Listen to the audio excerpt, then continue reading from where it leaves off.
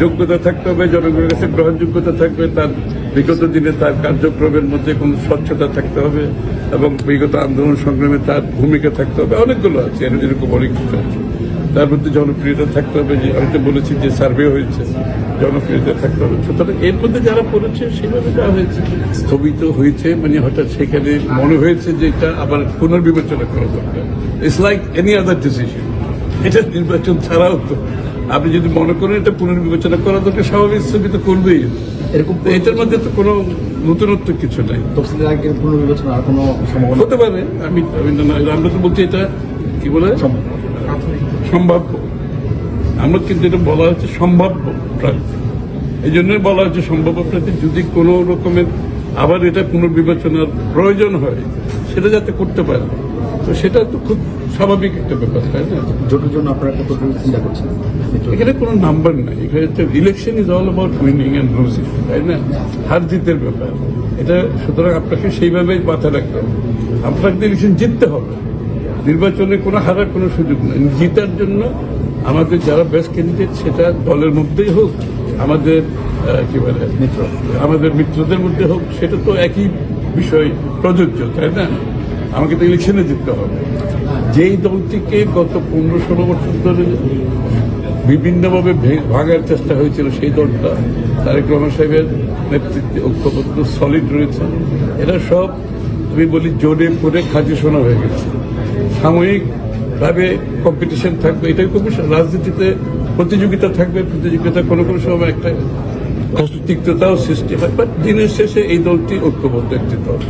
BNP এত ত্যাগ স্বীকার করেছে, এত বিএনপি যাদের জীবন দিয়েছে, গুম হয়েছে, খুন হয়েছে, চাকরি হারিয়েছে, ব্যবসা হারিয়েছে, কেউ বিএনপি থেকে সরে দাঁড়ায়নি। সকাল তারেক রহমানের নেতৃত্বে ঐক্যবদ্ধভাবে ছিল, আছে এবং থাকবে। এটাই হচ্ছে বিএনপি।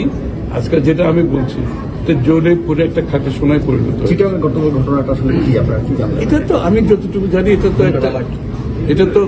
এটা দুই সন্ত্রাসী দলের মধ্যে একটা সংঘর্ষ আছে তাদের মধ্যে।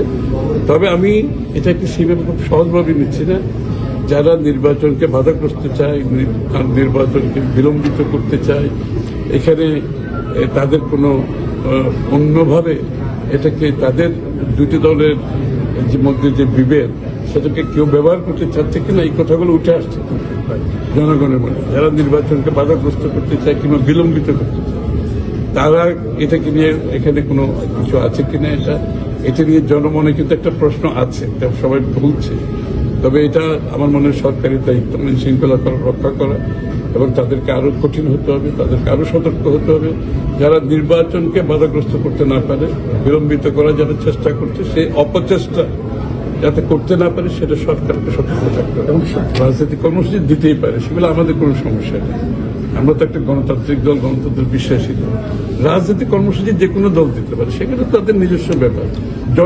জনগণ বিবেচনা করবে কোন কর্মসূচির পিছনে কি চিন্তা আছে, এটা জনগণ চিন্তা করবে। কোন কর্মসূচির পিছনে যদি নির্বাচনকে বাধাগ্রস্ত করার চিন্তা থাকে, বিলম্বিত করার চিন্তা থাকে, তারাই সবচেয়ে বেশি ক্ষতিগ্রস্ত হবে, যারা কর্মসূচি। বাংলাদেশের মানুষ অত্যন্ত রাজনৈতিকভাবে সচেতন, আমাদের দেশের মানুষ। সুতরাং নির্বাচনকে বাধাগ্রস্ত করার জন্য, বিলম্বিত করার জন্য যে সমস্ত কর্মসূচি দেওয়া হবে, জনগণ সেটা খুব সহজে বুঝে নেবে এবং তারা তাদের ভোটের দিন ব্যালট বাক্সের মাধ্যমে সেটা তাদের প্রতিবাদ